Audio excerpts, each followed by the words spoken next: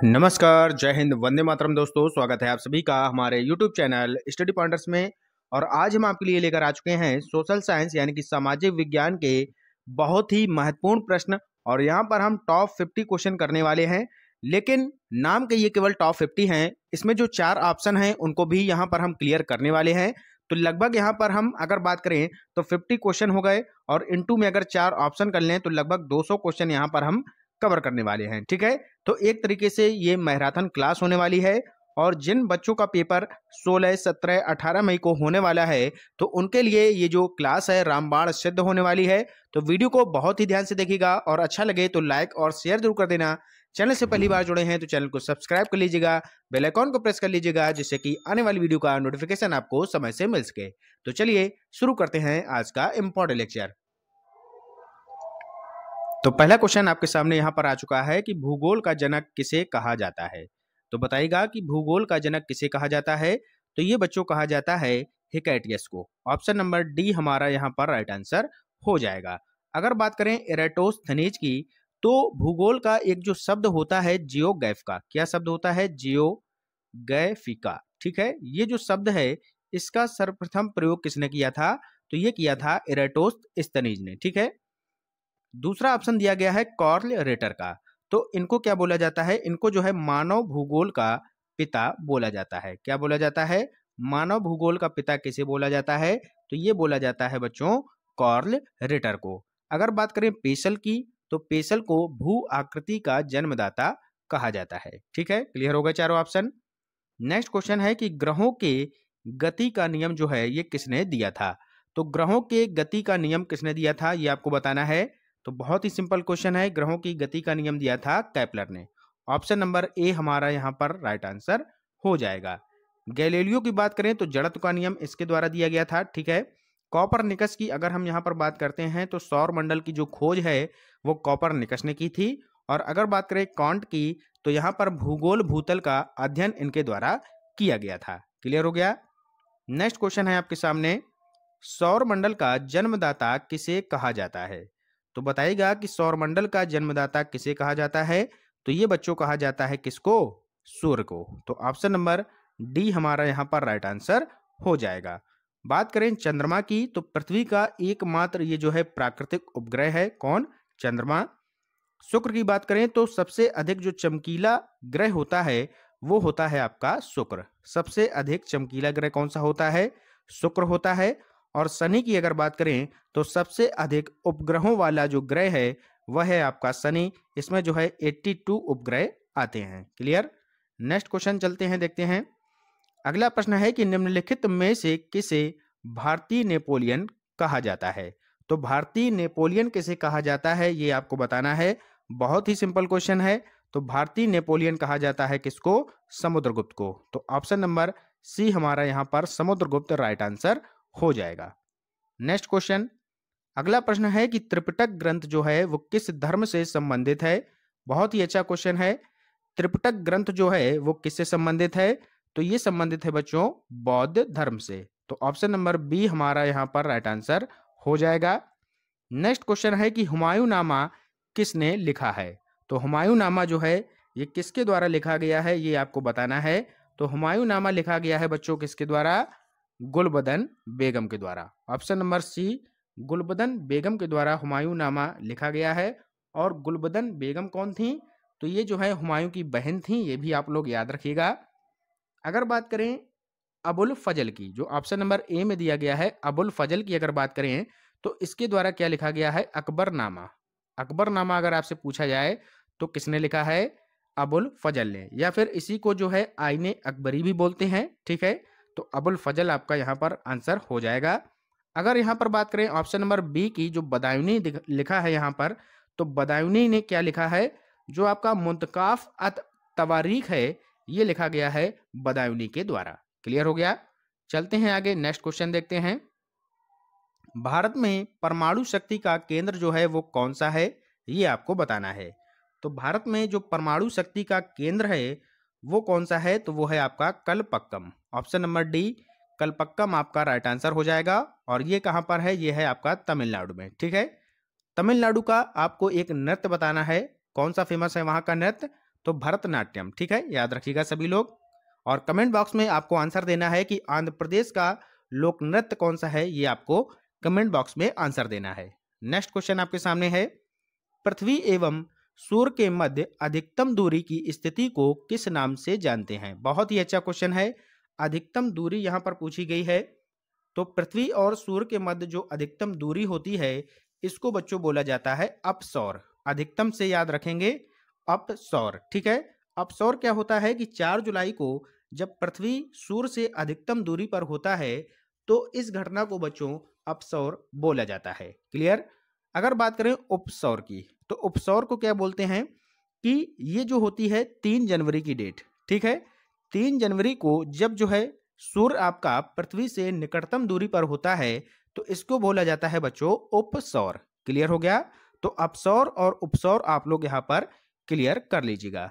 Next question आपके सामने आ चुका है, निम्नलिखित तिथियों में से किस पर ग्रीष्म जो है अयनांत होता है? ग्रीष्म अयनांत किस पर होता है, ये आपको यहाँ पर बताना है।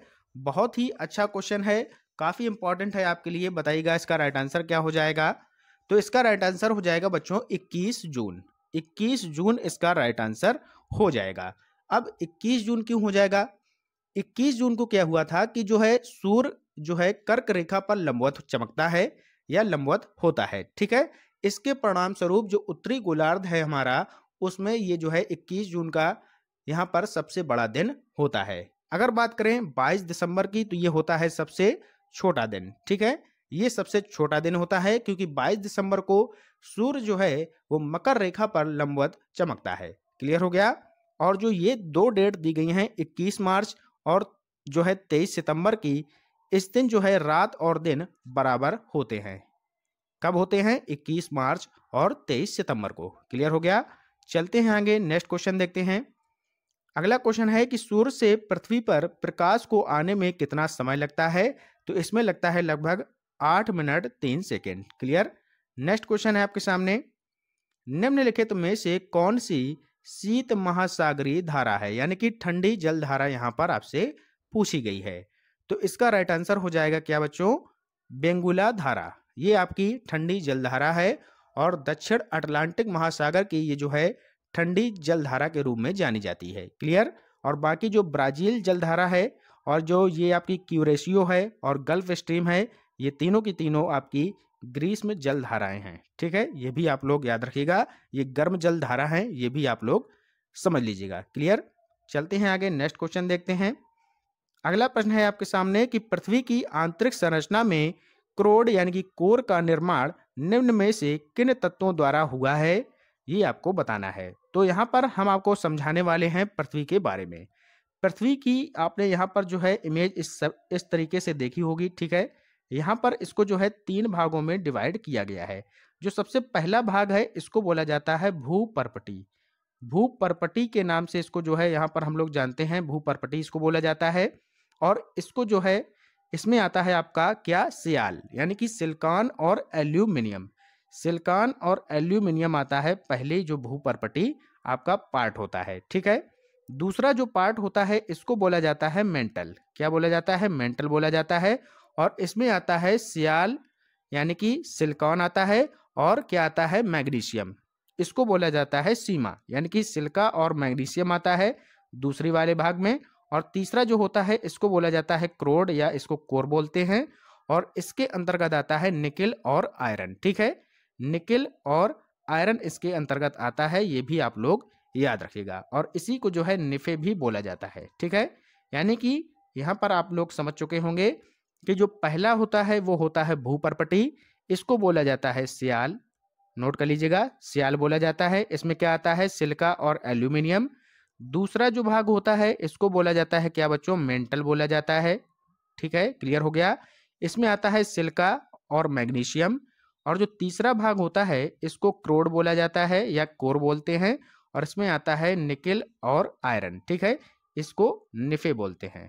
तो ये भी आप लोग नोट कर लीजिएगा, इसको सीमा बोला जाता है और इसको सियाल आपने लिख लिया, इसी को भूपर्पटी बोला जाता है। क्लियर हो गया।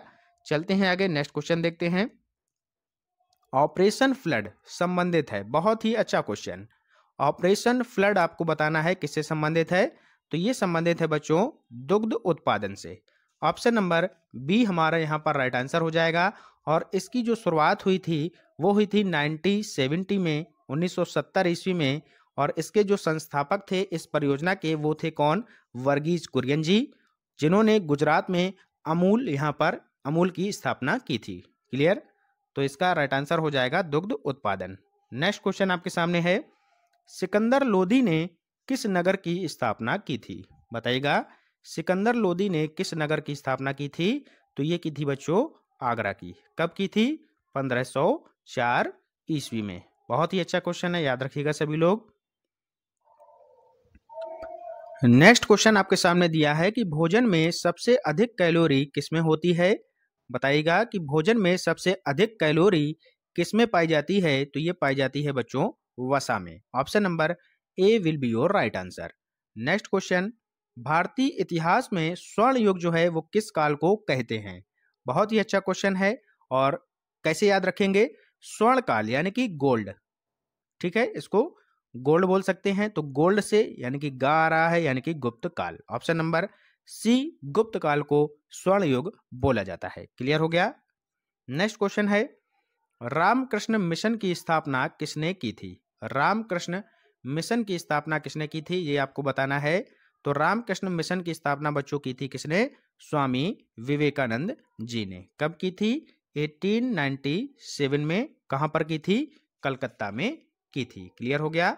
आगे अगर बात करें यहाँ पर दयानंद सरस्वती की, तो इनके द्वारा जो है आर्य समाज की स्थापना की गई थी। ये भी आप लोग याद रखिएगा, क्या की गया था? आर्य समाज की स्थापना किसने की थी? दयानंद सरस्वती ने 1875 ईस्वी में। ठीक है। अगर बात करें राजा राम मोहन राय की, तो इनके द्वारा ब्रह्म समाज की स्थापना की गई थी। किसकी की गई थी? ब्रह्म समाज की स्थापना की गई थी राजा राम मोहन राय जी के द्वारा। कब की गई थी? तो 1828 ईस्वी में की गई थी।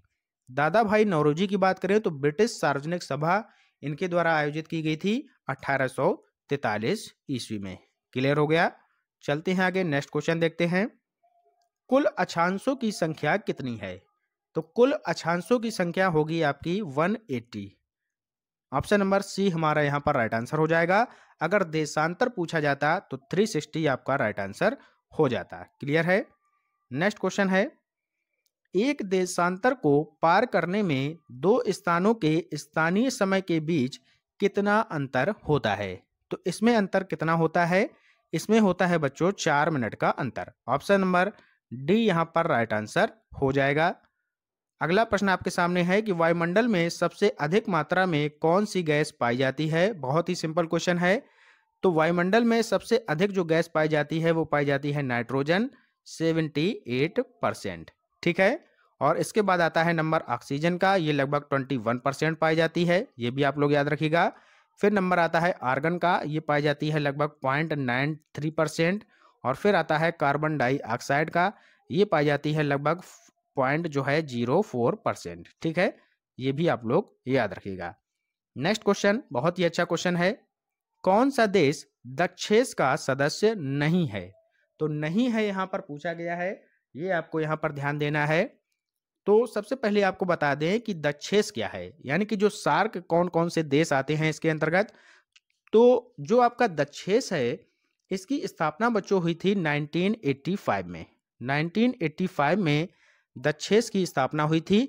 और इसकी स्थापना की थी किसने? बांग्लादेश के जो राष्ट्रपति थे वर्तमान में उस समय, जिया उर रहमान, इनके द्वारा जो है दक्षेस की स्थापना 1985 ईस्वी में की गई थी। और उस समय इसमें जो है शामिल कितने देश थे? उस समय इसमें 7 देश शामिल थे। 7 देश इसमें शामिल थे। कौन कौन से?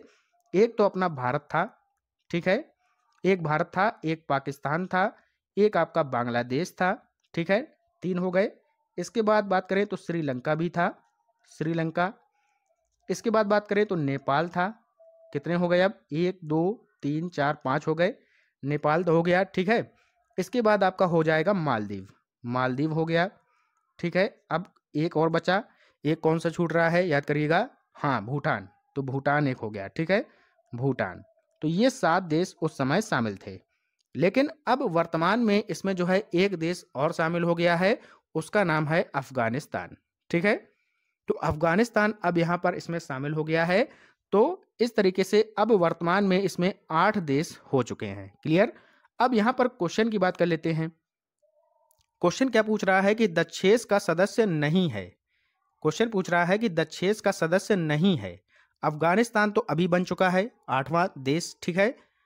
मालदीव पहले से था, भूटान पहले से था, लेकिन म्यांमार नहीं है। तो ऑप्शन नंबर डी हमारा यहाँ पर राइट आंसर हो जाएगा। समझ में आ गया। क्वेश्चन बहुत ही अच्छा है, याद रखिएगा। नेक्स्ट क्वेश्चन, अगला प्रश्न है कि निम्न में से कौन सुमेलित नहीं है। सुमेलित नहीं है ये आपको यहाँ पर बताना है। लॉर्ड विलियम बेंटिंग, सती प्रथा का अंत, बिल्कुल सही है। दूसरा है लॉर्ड कॉर्नवालिस, स्थायी बंदोबस्त यानी कि जमींदारी का अंत, ये भी सही है।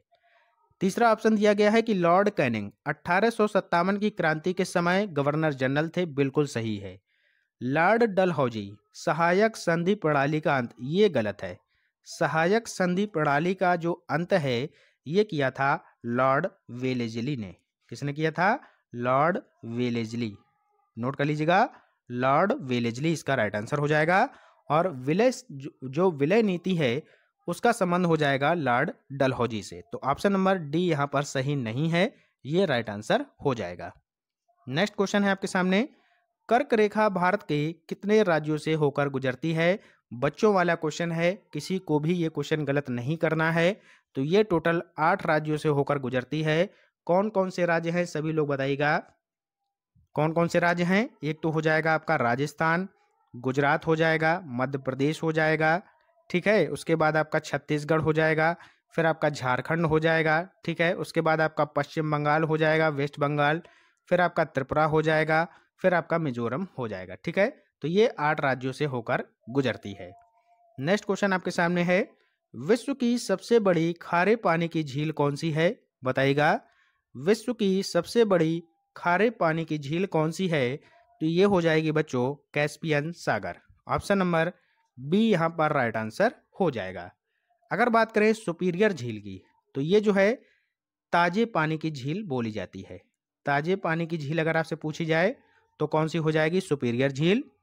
अगर कैस्पियन सागर आपसे पूछा जाए तो ये है खारे पानी की झील।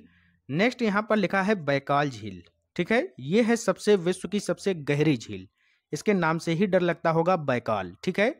तो ये है विश्व की सबसे गहरी झील, ये भी आप लोग याद रखिएगा, बैकाल झील हो गया। और वान झील है, तो वान झील की बात करें तो इसमें जो है लवणता सबसे अधिक पाई जाती है, लगभग 330% तक लवणता इसमें पाई जाती है। किसमें? वान झील में, ठीक है। तो इसका राइट आंसर हो जाएगा कैस्पियन सागर, ऑप्शन नंबर बी। क्लियर।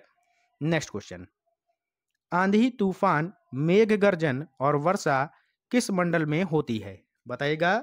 आंधी, तूफान, मेघ गर्जन, ये जो है ये सारी घटनाएं कहां पर होती हैं? तो ये बच्चों होती हैं कहां पर? आपकी क्षोभ मंडल में। कहां पर होती हैं बच्चों? क्षोभ मंडल। तो ऑप्शन नंबर ए हमारा यहाँ पर राइट आंसर हो जाएगा। बात करें अगर समताप मंडल की, तो इसमें क्या पाई जाती है? ओजोन लेयर पाई जाती है, और सूर्य से जो आने वाली पराबैंगनी किरणें हैं उनको पृथ्वी तक आने से रोकती है। मध्य मंडल की अगर बात करें तो मध्य मंडल को जो है सबसे ठंडी परत के नाम से जानते हैं। आयन मंडल की अगर बात करें तो आयन मंडल में रेडियो तरंगे पाई जाती हैं, ठीक है। तो क्लियर हो गया। नेक्स्ट क्वेश्चन है क्वेश्चन नंबर 26, सिपकला प्रसिद्ध पर्वतीय दर्रा कहां पर स्थित है। तो सिपकला प्रसिद्ध पर्वतीय दर्रा जो है ये कहां पर स्थित है? बहुत ही अच्छा क्वेश्चन है, बताइएगा सभी लोग। तो ये स्थित है आपका बच्चों कहां पर? हिमाचल प्रदेश में। ऑप्शन नंबर डी हमारा यहाँ पर राइट आंसर हो जाएगा। और हिमाचल प्रदेश की अगर बात करें तो यहाँ पर एक दर्रा और है, रोहतांग दर्रा। ये भी काफी पूछा जाता है, रोहतांग दर्रा, और ये भी आपका हिमाचल प्रदेश में पड़ता है, इसे भी आप लोग याद रखिएगा। अगर बात करें जम्मू कश्मीर की, तो यहाँ पर पड़ता है आपका कौन सा? जोजिला दर्रा। नोट कर लीजिएगा, जोजिला दर्रा पड़ता है। और एक और पड़ता है, क्या नाम है उसका? बुर्जिल दर्रा, ठीक है। तो बुर्जिल दर्रा, जोजिला और बुर्जिल ये संबंधित हो जाएंगे आपके जम्मू कश्मीर से। उत्तराखंड की बात करें तो यहाँ पर आपका आता है माना दर्रा, ठीक है, और नीति दर्रा। सिक्किम की अगर बात करें तो यहाँ पर हो जाएगा आपका नाथुला दर्रा, बहुत ही फेमस है नाथुला दर्रा, और जैलिपला। कौन? जैलिपला, ठीक है। तो ये आपके सिक्किम से संबंधित हो जाएंगे। क्लियर हो गया। तो वीडियो आपको अगर अच्छा लग रहा हो तो सभी लोग लाइक कर दीजिएगा, क्योंकि आपके एक लाइक से हमें बहुत ही मोटिवेशन मिलता है कि जिससे हम और भी अच्छा कंटेंट हम आपको प्रोवाइड करा सकें, ठीक है। तो लाइक कर दीजिएगा और शेयर भी कर दीजिएगा। नेक्स्ट क्वेश्चन की बात करें तो क्वेश्चन नंबर 27 यहाँ पर दिया गया है, भारतीय संविधान की 8वीं अनुसूची में कितनी भाषाओं का उल्लेख है? तो इसमें जो है 22 भाषाओं का उल्लेख है। ठीक है, तो 22 भाषाओं का यहाँ पर उल्लेख है। और 8वीं अनुसूची से संबंधित हमने आपको एक सेपरेट वीडियो भी प्रोवाइड कराया था, जिन्होंने नहीं देखा है तो जाकर देख लीजिएगा, डिस्क्रिप्शन में इसका लिंक हम दे देंगे। और यहाँ पर आप देख सकते हैं इसका ये थंबनेल है, यही आपको वीडियो देखना है। क्लियर, चलते हैं आगे, नेक्स्ट क्वेश्चन देखते हैं। अगला प्रश्न है, संविधान के किस संशोधन के अंतर्गत 6 से 14 वर्ष के बच्चों की शिक्षा मौलिक अधिकार बन गई? तो कौन सा संविधान संशोधन हुआ था जिसमें इसको मौलिक अधिकार बना दिया गया? तो ये हुआ था बच्चों 86वां संविधान संशोधन। ऑप्शन नंबर डी यहाँ पर आपका राइट आंसर हो जाएगा। और ये हुआ था सन 2002 में। सन 2002 में 86वां संविधान संशोधन हुआ था। और इसका अनुच्छेद कौन सा है? तो ये आता है आर्टिकल 21 का के अंतर्गत। ठीक है, तो ये भी आप लोग याद रखिएगा। अब बात कर लेते हैं यहाँ पर चारों ऑप्शंस की। 42वां संविधान संशोधन की अगर बात करें तो ये हुआ था आपका 1976 में। इस संविधान को जो है लघु संविधान या मिनी कॉन्स्टिट्यूशन भी बोला जाता है। इसके द्वारा क्या हुआ था कि जो संविधान की प्रस्तावना है यानी कि जो प्रेम्बल है, उसमें 3 शब्द जोड़े गए थे। कौन कौन से शब्द थे वो? एक था आपका धर्मनिरपेक्ष। क्या था बच्चों? एक था धर्मनिरपेक्ष। ठीक है, दूसरा था समाजवाद, समाजवाद को जोड़ा गया था। और तीसरा एक शब्द था आपका अखंडता। ये 3 शब्द यहाँ पर जोड़े गए थे 42वें संविधान संशोधन के अंतर्गत। क्लियर। अब बात करते हैं 44वां संविधान संशोधन। ये हुआ था आपका 1978 में। 1978 में हुआ था 44वां संविधान संशोधन। और इसमें क्या हुआ था कि जो संपत्ति का अधिकार था वो भाग 3 से हटाकर इसको जो है आर्टिकल 300 का में यहाँ पर रख दिया गया था। ठीक है, ये हो गया आपका 44वां संविधान संशोधन। अब बात करते हैं यहाँ पर 73वें संविधान संशोधन की। तो ये हुआ था आपका 1992 में। क्लियर, ये भी आप लोग याद रखिएगा। और यहाँ पर संविधान में एक नया भाग 9 और एक अनुसूची जो है 11वीं अनुसूची, इसको यहाँ पर जोड़ा गया था। क्लियर हो गया, चलते हैं आगे, नेक्स्ट क्वेश्चन देखते हैं। भारत के संविधान के अनुसार निम्नलिखित में से कौन सा मौलिक अधिकार नहीं है? तो अभी हमने बताया संपत्ति का अधिकार जो है अब मौलिक अधिकार नहीं है। ये आता है आपका आर्टिकल 300 का के अंतर्गत। और ये एक अब जो है बन चुका है क्या? कानूनी अधिकार। क्लियर, चलते हैं आगे, नेक्स्ट क्वेश्चन देखते हैं। बहुत ही अच्छे क्वेश्चन अब आपको हम कराने वाले हैं। यहाँ पर आपके सामने एक तरफ दिया गया है वनस्पति के प्रकार और दूसरी तरफ यहाँ पर क्या दिया गया है? पौधों की प्रजातियां। ठीक है, पौधों की प्रजातियां दी गई हैं और वनस्पति के प्रकार दिए गए हैं। तो उष्ण कटिबंधीय वर्षा वन, इसका संबंध किससे हो जाएगा? ये हो जाएगा महोगनी से। ठीक है, महोगनी से इसका संबंध हो जाएगा। फिर जो उष्ण कटिबंधीय पतझड़ वन है, इसका संबंध हो जाएगा साल से। ठीक है, कटीली झाड़ियां, इसका संबंध हो जाएगा बबूल से। और मैंग्रोव वन, इसका संबंध हो जाएगा सुंदरी से। यानी कि 4, 1, 2, 3। तो ऑप्शन नंबर बी 4, 1, 2, 3 यही हमारा राइट आंसर हो जाएगा। ठीक है, याद कर लीजिएगा सभी लोग। क्लियर हो गया, चलते हैं आगे, नेक्स्ट क्वेश्चन देखते हैं। नेक्स्ट क्वेश्चन है यहाँ पर कि सही सुमेलित कीजिए। सूची 1 को सूची 2 से यहाँ पर सुमेलित करना है। वित्त आयोग जो आता है ये किस अनुच्छेद के अंतर्गत आता है? तो ये बच्चों आता है 280 के अंतर्गत। तो वित्त आयोग का संबंध हो जाएगा अनुच्छेद 280। तो ए का चौथा किसमें दिया गया है? ए का चौथा ऑप्शन नंबर बी में दिया गया है। अब यहाँ पर आपको बाकी 3 ऑप्शन देखने की जरूरत नहीं है। ठीक है, और बी का संबंध यानी कि वित्तीय आपात जो है ये संबंधित हो जाएगा अनुच्छेद 360 से। राज्यसभा ये संबंधित हो जाएगा अनुच्छेद 312 से। और संवैधानिक संशोधन अनुच्छेद 368 से। क्लियर हो गया, चलते हैं नेक्स्ट क्वेश्चन की तरफ। अगला क्वेश्चन है कि निम्नलिखित में से कौन सा जोड़ा गलत है? तो कौन सा यहाँ पर गलत जोड़ा दिया गया है वो आपको पहचानना है। लंदन जो है ये थेम्स नदी के किनारे है, बिल्कुल सही है। पेरिस जो है डार्लिंग नदी किनारे है, बिल्कुल गलत है। डार्लिंग नदी जो है ये कहाँ पर है आपकी? ये है ऑस्ट्रेलिया में, ऑस्ट्रेलिया के सिडनी में है। और जो पेरिस है ये है आपका किस नदी किनारे? सीन नदी किनारे। ठीक है, न्यूयॉर्क हडसन नदी किनारे सही है। दिल्ली यमुना नदी ये भी सही है। तो गलत कौन सा है? ऑप्शन नंबर बी पेरिस, यहाँ पर ये गलत हो जाएगा। अगला क्वेश्चन है यहाँ पर निम्नलिखित में से कौन सा युग्म सुमेलित नहीं है? यहाँ पर भी सुमेलित नहीं है सही से, वो यहाँ पर आपको पहचानना है। देवी पाटन मंदिर ये आपका तुलसीपुर में है, बिल्कुल सही ऑप्शन दिया गया है। वृंदावन मंदिर मथुरा में है, ये भी सही है। विश्वनाथ मंदिर वाराणसी में है, ये भी सही है। जेके मंदिर लखनऊ में नहीं है, बल्कि कहाँ पर है? ये कानपुर में है। तो जेके मंदिर आपका कानपुर में है, तो ऑप्शन नंबर डी यहाँ पर आपका राइट आंसर हो जाएगा। क्लियर हो चुका है। चलते हैं आगे, नेक्स्ट क्वेश्चन देखते हैं। क्वेश्चन नंबर 34 बहुत ही अच्छा क्वेश्चन है, ध्यान से देखिएगा। चौसा का युद्ध यहाँ पर सबसे पहले दिया गया है। तो चौसा का युद्ध कब हुआ था? तो सबसे पहले यहाँ पर क्या करना है कि हमें पता है कि हल्दी घाटी का जो युद्ध है ये 1576 ईस्वी में हुआ था। तो डी का तीसरा किसमें दिया है? यहाँ पर डी का तीसरा यहाँ पर दिया है और डी का तीसरा यहाँ दिया है। तो ये दोनों ऑप्शन तो पहले ही गलत हो गए, ठीक है। अब यहाँ पर हम बात कर लेते हैं कि कन्नौज का युद्ध ये हुआ था 1540 ईस्वी में, यानी कि सी का पहला यहाँ पर दिया है, ठीक है। तो ऑप्शन नंबर डी इस तरीके से हमें पता चल गया कि ये सही हो जाएगा। अब यहाँ पर मिला लीजिएगा, घाघरा का जो युद्ध है ये हो जाएगा 1529 ईस्वी में, और फिर जो चौसा का युद्ध बचा ये हो जाएगा 1539 ईस्वी में। क्लियर हो गया। तो इस तरीके से आप इसका आंसर दे पाएंगे। नेक्स्ट क्वेश्चन है आपका क्वेश्चन नंबर 35। ओलेरी कल्चर शब्द का संबंध किससे है, ये आपको बताना है। तो ओलेरी कल्चर का संबंध हो जाएगा सब्जी विज्ञान से। ऑप्शन नंबर ए यहाँ पर आपका राइट आंसर हो जाएगा। फल विज्ञान की अगर बात करें तो इसको बोला जाता है पोमोलॉजी, ठीक है, पोमोलॉजी बोला जाता है। पुष्प विज्ञान की अगर बात करें तो इसको बोला जाता है फ्लोरिकल्चर। फसल विज्ञान की अगर बात करें तो इसको बोला जाता है एग्रीकल्चर, ठीक है। क्लियर हो गया। नेक्स्ट क्वेश्चन है आपके सामने कि सिलवासा की राजधानी क्या है? तो सिलवासा की राजधानी हो जाएगी दादरा एवं नगर हवेली। दादरा एवं नगर हवेली सिलवासा की राजधानी हो जाएगी, ठीक है। अगला यहाँ पर दिया है दमन एवं दीव, तो इसकी क्या हो जाएगी बताइएगा? इसकी हो जाएगी दमन। और अरुणाचल प्रदेश सभी को पता है ईटानगर, ठीक है, ये भी आप लोग याद रखिएगा। चलते हैं आगे, नेक्स्ट क्वेश्चन देखते हैं।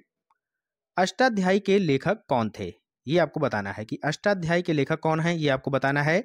तो पाणिनि अष्टाध्यायी के लेखक हैं। ऑप्शन नंबर सी हमारा यहाँ पर राइट आंसर हो जाएगा।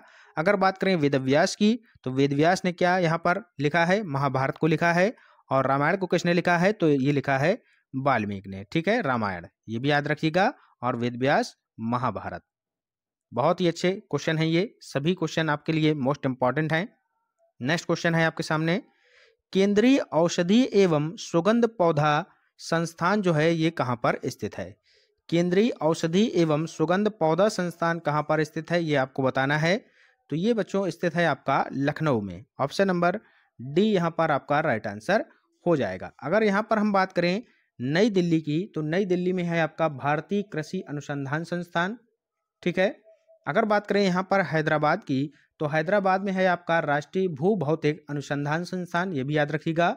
और लास्ट में बात करें अगर भोपाल की, तो भोपाल में है आपका इंदिरा गांधी राष्ट्रीय मानव संग्रहालय, ठीक है, याद हो गया। चलते हैं आगे, नेक्स्ट क्वेश्चन देखते हैं।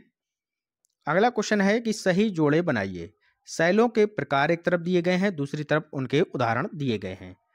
अंतर्भेदी आग्नेय शैल, इसका संबंध किससे हो जाएगा? इसका संबंध हो जाएगा ग्रेनाइट से। ऑप्शन जो है चौथा, ठीक है। बहिर्भेदी आग्नेय शैल, इसका संबंध किससे हो जाएगा? तो इसका संबंध हो जाएगा बेसाल्ट से। ऑप्शन नंबर जो 1 दिया गया है। अवसादी शैल का अगर बात करें, तो अवसादी शैल का यहाँ पर संबंध हो जाएगा ऑप्शन नंबर दूसरा जो लिखा है बलुआ पत्थर, इससे हो जाएगा। और अब बचा आपका कायांतरित शैल, ये हो जाएगा संगमरमर से, ठीक है। तो क्या हो जाएगा? 4 1 2 3, 4 1 2 3 किसमें है? ऑप्शन नंबर बी में है। तो यही हमारा राइट आंसर हो जाएगा। क्लियर है। नेक्स्ट क्वेश्चन, निम्न में से कौन सा एक उष्णकटिबंधीय घास स्थल है? उष्णकटिबंधीय घास स्थल आपको यहाँ पर पहचानना है। तो सवाना जो है ये एक उष्णकटिबंधीय घास स्थल है। बहुत ही सिंपल क्वेश्चन है ये, ठीक है। ऑप्शन नंबर ए हमारा यहाँ पर राइट आंसर हो जाएगा। अगर बात करें पंपास की, स्टेपी की, डाउन्स की, तो ये सभी जो है शीतोष्ण कटिबंधीय घास के मैदान हैं, ठीक है। कौन से हैं ये सभी तीनों? शीतोष्ण कटिबंधीय। अब बात करते हैं पंपास की, तो ये है आपका अर्जेंटीना में। अगर बात करें स्टेपी की, तो ये है आपका यूरोप में। और डाउन्स आपके पाए जाते हैं ऑस्ट्रेलिया में, ठीक है। क्लियर हो गया। चलते हैं आगे, नेक्स्ट क्वेश्चन देखते हैं। मुस्लिम लीग की स्थापना कब हुई थी, ये आपको बताना है। तो मुस्लिम लीग की जो स्थापना है ये हुई थी बच्चों 1906 ईस्वी में। ऑप्शन नंबर ए यहाँ पर राइट आंसर हो जाएगा।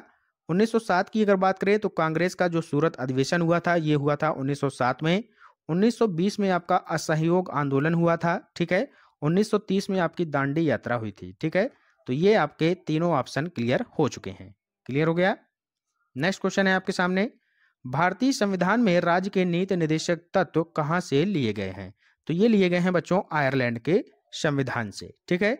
और ये आते हैं आपके भाग 4 के अंतर्गत और अनुच्छेद 36 से 51 के अंतर्गत इनको रखा गया है, ठीक है। अमेरिका से मौलिक अधिकार लिए गए हैं। क्या लिया गया है? मौलिक अधिकार, ठीक है। ये आते हैं भाग 3 के अंतर्गत। किसके अंतर्गत? भाग 3 के अंतर्गत। और अनुच्छेद 12 से 35 के अंतर्गत जो है मौलिक अधिकारों को रखा गया है। अब बात करते हैं यहाँ पर रूस की। तो रूस से क्या लिया गया है? मौलिक कर्तव्य। रूस से क्या लिया गया है? मौलिक कर्तव्यों को लिया गया है, ठीक है। तो मौलिक कर्तव्य भाग 4 कामें हैं, ये भी याद रखिएगा। भाग 4 कामें आते हैं और अनुच्छेद 51 का के अंतर्गत आते हैं। अगर बात करें ऑस्ट्रेलिया की तो ऑस्ट्रेलिया से समवर्ती सूची को लिया गया है, ये भी आप लोग याद रखिएगा। क्लियर हो गया। चलते हैं आगे, नेक्स्ट क्वेश्चन देखते हैं। सौर मंडल का सबसे बड़ा उपग्रह कौन सा है? सौर मंडल का सबसे बड़ा उपग्रह हो जाएगा गैनीमीड। ऑप्शन नंबर ए हमारा यहाँ पर राइट आंसर हो जाएगा। डीमोस की बात करें तो ये सबसे छोटा उपग्रह है और बुध की बात करें तो ये सबसे छोटा ग्रह है। क्लियर। चलते हैं आगे, नेक्स्ट क्वेश्चन देखते हैं। अगला क्वेश्चन आपके सामने आ चुका है, क्वेश्चन नंबर 44। निम्न में से कौन सा सुमेलित नहीं है? तो यहाँ पर सुमेलित कौन सा नहीं है ये आपको पहचानना है। विटामिन ए रतौंधी बिल्कुल सही है। विटामिन बी की कमी से बेरी-बेरी रोग होता है। सी की कमी से स्कर्वी रोग होता है। विटामिन डी की कमी से जनन शक्ति का कम हो जाना ये नहीं होता है, ठीक है। ये होता है विटामिन ई की कमी से। विटामिन डी की कमी से होता है रिकेट्स रोग यानी कि सूखा रोग, ठीक है। तो ऑप्शन नंबर डी यहाँ पर आपका राइट आंसर हो जाएगा। नेक्स्ट क्वेश्चन, यहाँ पर भी आपको पहचानना है कौन सुमेलित नहीं है। पर्यावरण दिवस 5 जून को मनाया जाता है। जल दिवस 22 मार्च को मनाया जाता है। पृथ्वी दिवस 22 अप्रैल को मनाया जाता है। विश्व जैव विविधता दिवस 7 अप्रैल को नहीं 22 मई को मनाया जाता है। याद रखिएगा, बहुत ही अच्छा क्वेश्चन है। और 7 अप्रैल को क्या मनाया जाता है? तो 7 अप्रैल को मनाया जाता है बच्चों विश्व स्वास्थ्य दिवस, ठीक है। तो ऑप्शन नंबर डी यहाँ पर राइट आंसर हो जाएगा। नेक्स्ट क्वेश्चन, निम्न में से कौन सुमेलित नहीं है? फिर से बताइएगा, पानीपत का प्रथम युद्ध कब हुआ था? 1556 में हुआ था कि नहीं हुआ था? तो ये 1556 में नहीं हुआ था। ये हुआ था 1500। पहला कब हुआ था? 1526 में। दूसरा हुआ था 1556 में, ठीक है। और तीसरा कब हुआ था? तीसरा कब हुआ था ये आप लोग कमेंट बॉक्स में आंसर दीजिएगा। बक्सर का युद्ध 1764 में हुआ था, बिल्कुल सही है। भारत पाकिस्तान का युद्ध 1971 में हुआ था, बिल्कुल सही है। कारगिल युद्ध जो हुआ था 1999 में हुआ था, बिल्कुल सही है। तो इसका राइट आंसर हो जाएगा option number A. Next question, Jim Corbett राष्ट्रीय उद्यान किस राज्य में स्थित है? तो जिम कॉर्बेट राष्ट्रीय उद्यान है आपका उत्तराखंड में। Option number B right answer हो जाएगा। मध्य प्रदेश की बात करें तो कान्हा किसली जो नेशनल पार्क है बहुत ही फेमस है। असम में आपका काजीरंगा नेशनल पार्क बहुत ही फेमस है एक सींग वाले गैंडे के लिए। केरल में बात करें तो पेरियार वन्यजीव अभ्यारण्य है, ये भी बहुत ही फेमस है। साइलेंट वैली कहाँ पर है? तो ये भी आपकी केरल में है। अगर आपसे पूछा जाए कि फूलों की घाटी कहाँ पर है तो ये भी आपकी उत्तराखंड में है, ठीक है। तो ये सारे क्वेश्चन बनते हैं, आप लोग याद रखिएगा। नेक्स्ट क्वेश्चन है आपके सामने, सरदार सरोवर बांध किस नदी पर बना हुआ है? तो ये बना है नर्मदा नदी पर। ऑप्शन नंबर डी यहाँ पर आपका राइट आंसर हो जाएगा। और ये है आपका कहाँ पर? गुजरात में। महानदी की बात करें तो महानदी पर है आपका हीराकुंड बांध, ठीक है, उड़ीसा में है। सतलज नदी की बात करें तो भाखड़ा नागल बांध है, ये है आपका पंजाब में। कोसी नदी की बात करें तो कोसी परियोजना है, ये है आपकी बिहार में। और बिहार का शोक किसे बोला जाता है? तो कोसी नदी को ही बोला जाता है। क्लियर। चलते हैं आगे, नेक्स्ट क्वेश्चन देखते हैं। प्रतिकूल भुगतान संतुलन ठीक करने हेतु निम्न उपायों में से कौन सा उपाय मौद्रिक नहीं है? तो इसमें मौद्रिक नहीं है पूछा गया है, तो आयात नियंत्रण हो जाएगा इसका right answer, option number D. Next question है, निम्नलिखित में से कौन सी संस्था लोक शिकायतों से संबंधित नहीं है? तो कौन सी संस्था है जो लोक शिकायतों से संबंधित नहीं है? वो हो जाएगी योजना आयोग, ऑप्शन नंबर ए। क्लियर हो गया। तो ये थे टॉप 50 क्वेश्चन जो कि हमने यहाँ पर कवर किए। वीडियो आपको कैसा लगा जरूर हमें कमेंट बॉक्स में बताइए। और वीडियो को सभी लोग लाइक करके जरूर जाइएगा और चैनल को सब्सक्राइब कर लीजिएगा। मिलते हैं नेक्स्ट वीडियो में, तब तक के लिए good bye, have a nice day, जय हिंद, जय भारत।